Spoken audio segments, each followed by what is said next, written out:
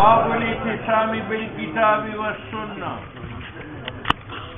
باب ہے استدلال کے بیان میں. جب استدلال کرتے ہو کتاب اللہ سے کرو اور سنت رسول اللہ سے کرو. سنو بھائی، سنت کے مقابلے میں بدعت، سنت کے مقابلے میں بدعت میں ایک حضور کا ارشاد ہے، کل بدعت ضلالہ وکل ضلالہ فی النار. تو کل بدعت فی معلوم ہوا کہ بدعت میں تقسیم نہیں ہے محمود و مذموم کی طرف، بلکہ ہر بدعت مذموم. لیکن حضرت عمر رضی اللہ تعالیٰ عنہ کے قول نعمت البدعۃ هذه، یہ بڑی اچھی بدعت ہے. حضور کے زمانے میں تراویح بجماعت کے اہتمام نہیں تھا، ابو بکر صدیق کے زمانے میں نہیں تھا، حضرت عمر کے صدارت کے اول میں نہیں تھا، اخیر میں آپ نے جماعت برقرار رکھا. تو حضرت عمر نے فرمایا نعمت البدعۃ، بدعت تو ہے لیکن اچھی بدعت ہے. وہاں سے معلوم ہوتا ہے کہ بدعت ایک مذموم ہے اور ایک علماء لکھتے ہیں کہ اصل میں بدعت کا ایک معنی لغوی ہے اور ایک معنی شرعی ہے. معنی لغوی چیز کو بنانا بغیر نمونہ کے اور بغیر مادہ کے. بدعت کا معنی چیز کو بنانا بغیر مادہ کے، بغیر ماڈل کے. ہم کرسی بناتے ہیں تو مادہ ضرور ہے، لکڑ ہے، لوہا ہے تو بناتا ہے. لیکن اللہ نے مٹی کو بنایا ہے بغیر مٹی کے، اللہ نے پانی کو بنایا بغیر پانی کے، اللہ نے ہوا کو بنایا بغیر ہوا کے، اللہ نے آگ کو بنایا بغیر آگ کے. تو بغیر مادہ کے بنانا یہ خدا کی خاصیت ہے. اس اعتبار سے خدا بھی بدعت کرتا ہے. بدیع السماوات والارض، بدیع السماوات والارض. ٹھیک ہے، وہ جو بدعت میں اچھائی برائی ہے وہ بدعت لغوی ہے، اس سے ہم بحث نہیں کرتے. بدعت شرعی کا معنی ہے جعل غیر الدین دینا بنیت الدین، کہ ایک چیز دین نہ ہو اور اس کو دین اور ثواب سمجھ کر کے کیا جائے. اس کو کیا کہتے ہیں؟ بدعت شرعی. جعل غیر الدین دینا بنیت الدین، ایک چیز دین نہیں ہے، اس کو دین اور ثواب سمجھ کر کے، جیسے پٹھان کرتے ہیں سنتوں کے بعد دعا، جنازے کے بعد دعا، تیسرا 10واں 40واں، یہ دین نہیں ہے، حضور کے زمانے میں نہیں تھا. اور ہم دین سمجھ کر کرتے ہیں، ثواب سمجھ کے کرتے ہیں، اسی کا نام بدعت ہے. یہ کل بدعت ضلالہ وکل ضلالہ فی النار. اس کے دو قسم ہیں. یہ بدعت اگر عقائد میں ہے تو انسان کافر ہوتا ہے، جیسے خوارج نے عقائد میں ایسے ایسے نظریات ایجاد کیے جو حضور کے زمانے میں نہیں تھے. مثلا مرتکب کبیرے کا کافر ہے، یہ ایک عقیدہ ہے، اور یہ حضور کے زمانے میں نہیں تھا تو وہ کافر. اور اگر یہ بدعات اعمال میں ہے تو وہ گناہ ہے لیکن کفر نہیں ہے. جیسے آپ یہ دعا شعاعت مانتے ہیں تو یہ بدعات فی الاعمال ہے، یہ مکفرات نہیں ہے، لیکن ہے مذموم. کل بدعات ضلالہ وکل ضلالہ. اس پر ایک اعتراض ہے کہ جب بدعت شرعی جعل غیر دینی دینا بنیت دین ہے تو حضور کے زمانے میں یہ مدارس نہیں تھے، تو یہ دین نہیں ہے، اور ہم دین سمجھ کر بنا رہے ہیں. بات سمجھ میں آ گئی؟ حضور کے زمانے میں یہ درس نظامی نہیں تھا تو یہ دین نہیں ہے، اور ہم دین سمجھ کر کے پڑھتے اور پڑھاتے ہیں، تو پھر تو یہ سب بدعات ہو گئے. شاہ ولی اللہ رحمہ اللہ نے فرمایا کہ ایک بدعت فی الدین ہے، ایک بدعت لی دین ہے. بدعت فی دین جو ہے وہ جعل غیر دینی دینن، کہ ایک چیز دین نہ ہو اس کو دین میں داخل کرو بنیت دین، ٹھیک ہے.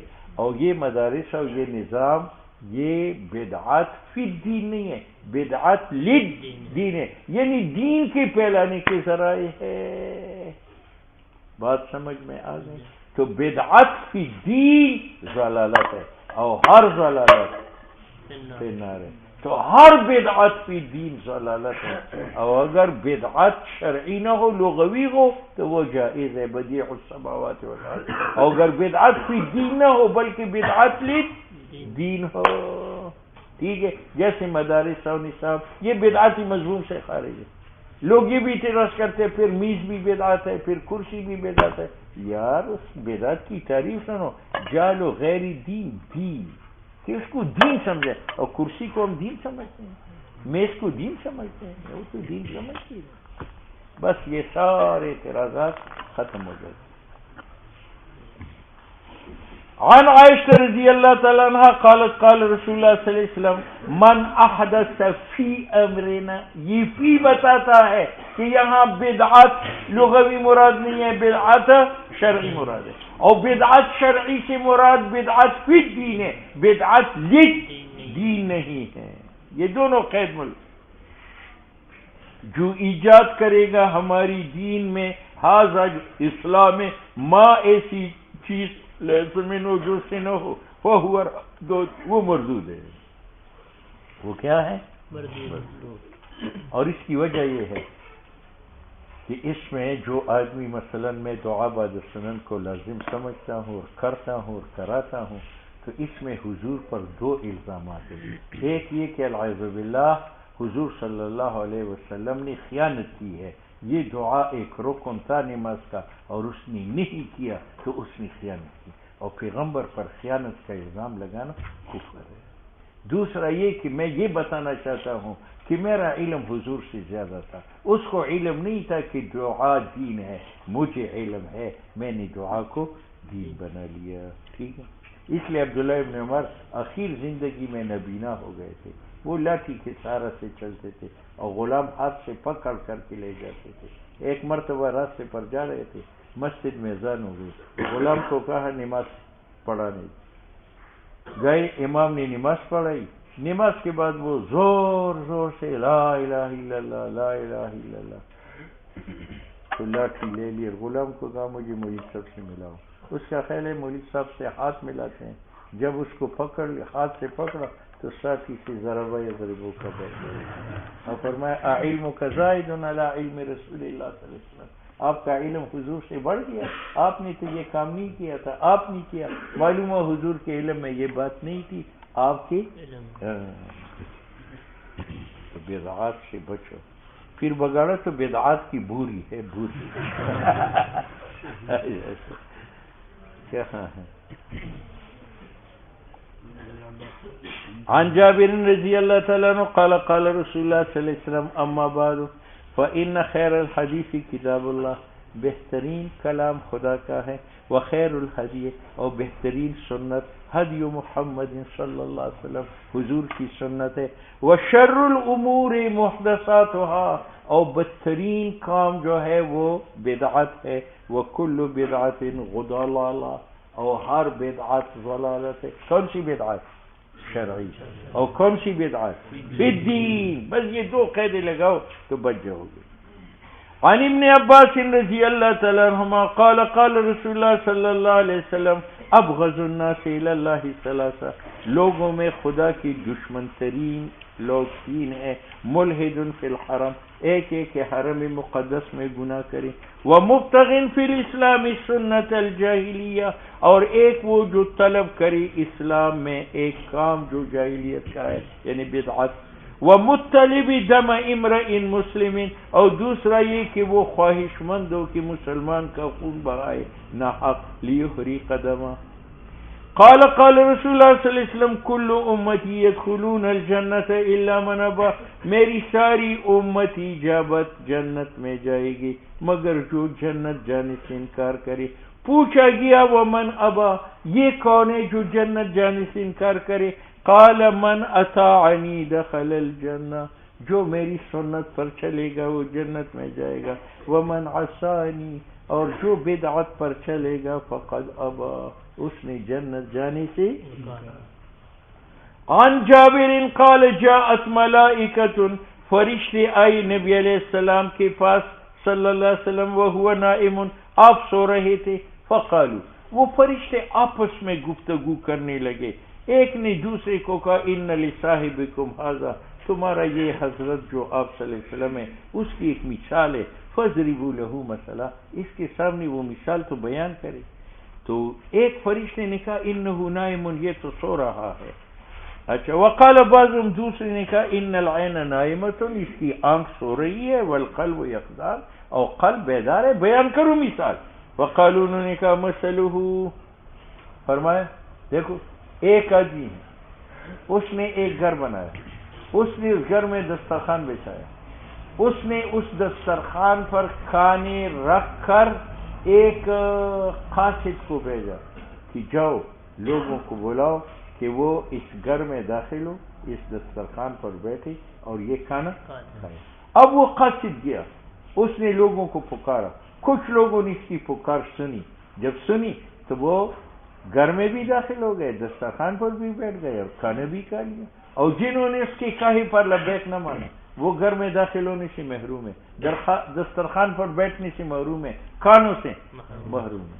فرمایا وہ بنانے والا خدا ہے، جو گھر بنایا ہے وہ جنت ہے، جو دسترخوان بچھایا ہے وہ وہاں کے پھل ہے، جو قاصد بھیجا ہے وہ محمد رسول اللہ، اس نے جو پیغام بھیجا ہے لا الہ الا اللہ، جس نے حضور کی طاعت کی وہ جنت میں جائے گا، دسترخوان پر بیٹھے گا، پھل کھائے گا، اور جس نے بدعت کی اس نے پیغمبر کا کہا نہ مانا، نہ اس کو جنت جانا نصیب ہوگا نہ جنتی پھل نصیب ہوگا۔ مثلہ کمثل رجل، ایک مالک ہے بنا دارن، اس نے گھر بنوایا، وجعل فیہا مدبۃ، اور اس میں کھانا تیار کروایا، وبعث داعیا، اس نے اپنا ایک قاصد بھیجا، فمن اجاب الداعیہ، جو قاصد کی بات مانے گا، دخل الدار، وہ گھر میں بھی داخل ہوگا، واکل من المدبہ، اور وہ اس کھانوں سے بھی کھائے گا، ومن لم یجب الداعیہ، اور جو کہا نہ مانی اس قاصد کا، لم يدخل الدار، نہ وہ گھر میں داخل ہوگا اور نہ وہ کھائے گا اس دسترخوان و کھانے سے۔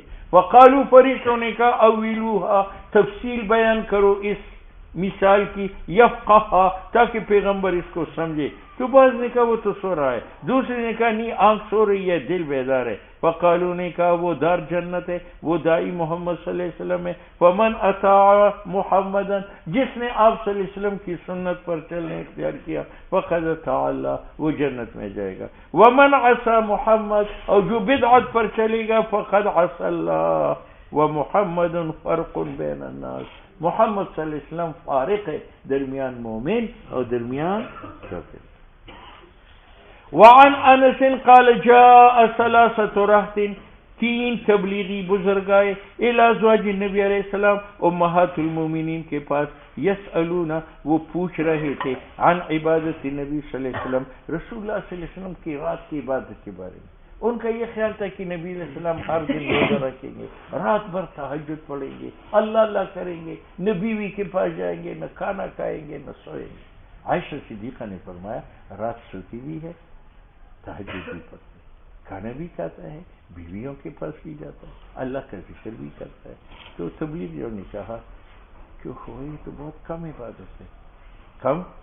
پھر بزرگ تھے، انہوں نے کہا کوئی بات نہیں ہے، حضور کی تھوڑی عبادت بھی اسی کافی ہے کہ مقابل میں حضور کی گناہ نہیں ہے۔ ایک نے کہا میں تو ساری زندگی اللہ کے راستے میں دوں، بیوی نہیں کروں گا، ٹھیک ہے۔ دوسرے نے کہا میں ساری زندگی روزہ رکھوں گا، تیسرے نے کہا میں ساری رات جاگ کر رہوں گا، ڈبل بیڈ کے قریب بھی نہیں جاؤں گا۔ اتنے میں حضور آیا، حضور نے فرمایا تم خدا سے زیادہ ڈرتے ہو یا میں ڈرتا ہوں؟ میں زیادہ ڈرتا ہوں۔ تم زیادہ متقی ہو یا میں متقی ہوں؟ میں زیادہ متقی ہوں، لیکن میں اپنا بھی حق ادا کرتا ہوں، اس کو سلاتا ہوں، کھلاتا ہوں، ٹھیک ہے۔ بیوی کا بھی حق ادا کرتا ہوں، ہم بستری کرتا ہوں، اور خدا کی بھی عادت کرتا ہوں، خدا کا بھی حق ادا کرتا ہوں۔ نکل جاؤ تمہاری ایسی کیس۔ فلما اخبروا بها، جب تبلیغیوں کو بات بتائی گئی کہ حضور کی عبادت تو بہت کم ہے، نُكَأَنَّهُمْ تَقَالُوهَا، انہوں نے اس عبادت کو بہت کم سمجھا. پھر بزرگ تھے آخر، انہوں نے کہا اَيْنَ نَحْنُ مِنَ النَّبِي صلی اللہ علیہ وسلم، ہماری کیا نسبت ہے حضور سے؟ قد غفر اللہ ما تقدم، حضور کو اللہ نے ماضی میں بھی گناہ سے بچایا تھا، او تاخرہ، آئندہ بھی بچائے گا. ایک نے کہا ہر کہ میں ہوں، فَأُصَلِّ اللَّيْلَ، میں تو ساری رات نماز پڑھوں گا، خانہ خراب کے پاس نہیں جاؤں گا. وقال الآخر، دوسرے نے کہا انا اصوم النہار ابدا، میں ہر دن روزے رکھوں گا. ولا افطر. وقال الآخر، اور دوسرے نے کہا میں تو ساری رات سے اللہ کے راستے میں نکالوں گا. اعتزل النساء، گھر نہیں جاؤں گا. فلا اتزوج ابدا، فلا فجاء النبی علیہ السلام، وہ باتیں کر رہے تھے، حضور ان کے پاس آیا، فرمایا انتم الذین قلتم کذا و کذا، تم وہ بزرگ ہو جنہوں نے یہ کہا ہے. اما واللہ انی لاخشاکم للہ، میں خدا سے زیادہ ڈرتا ہوں تمہاری نسبت، واتقاکم لہ، اور زیادہ متقی ہوں. لیکنی اصوم و افطر، میں روزہ رکھ کر خدا کا قضا کرتا ہوں، افطار کر کے اپنا قضا کرتا ہوں. واصلی، نماز پڑھ کر خدا کا قضا کرتا ہوں. وارقد، سو کر اپنا حق ادا کرتا ہوں. واتزوج النساء، اور نکاح کرتا ہوں، بیویوں کو حق ادا کرتا ہوں. ومن رغب عن سنتی، بزرگوں جو میری سنت سے منہ موڑے گا فلیس منی، جاؤ تم سب آق، سب آق. ٹھیک. مسلمان کی مثال فوج کی طرح، فوج حکم کا پابند ہوتی. تو انسان کی ذمہ 3 حقوق ہے، اپنا حق، مخلوق کا حق اور خالق کا.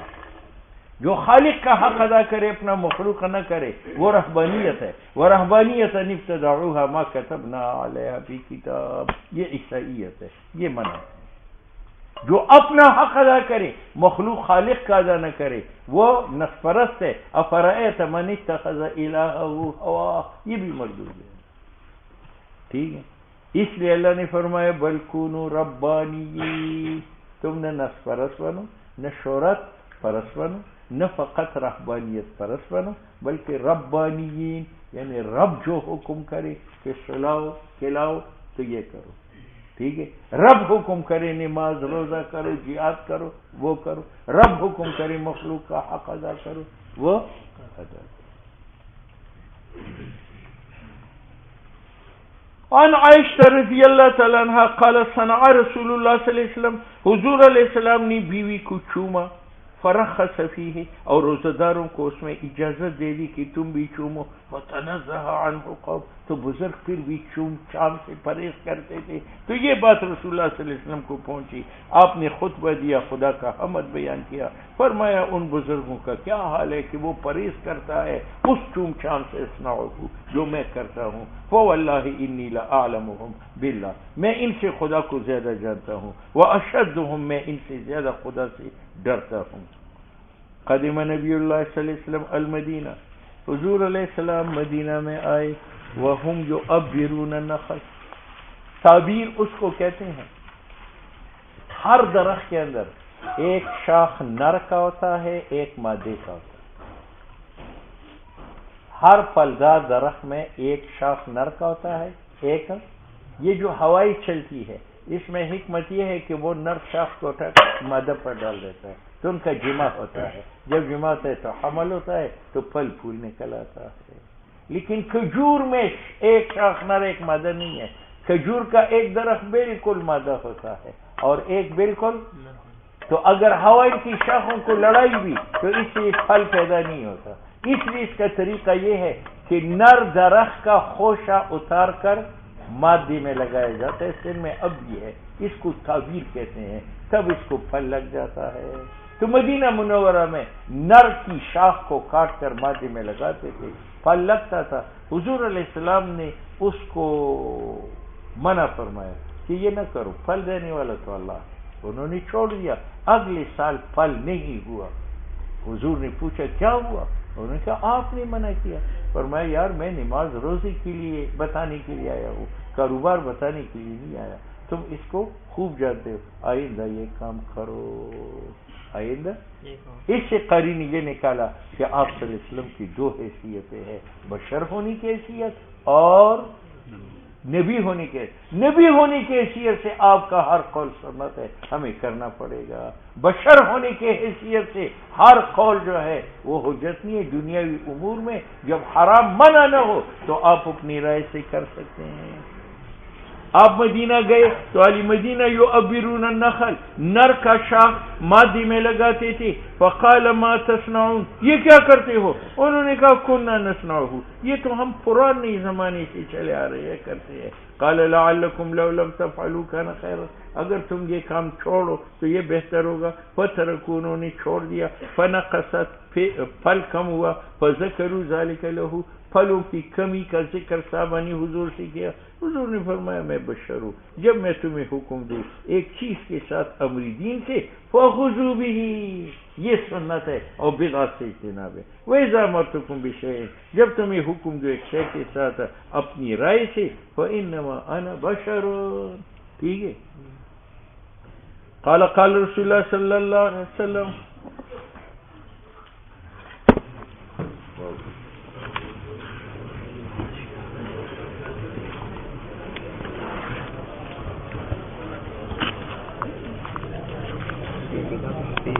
ٹھیک ہے.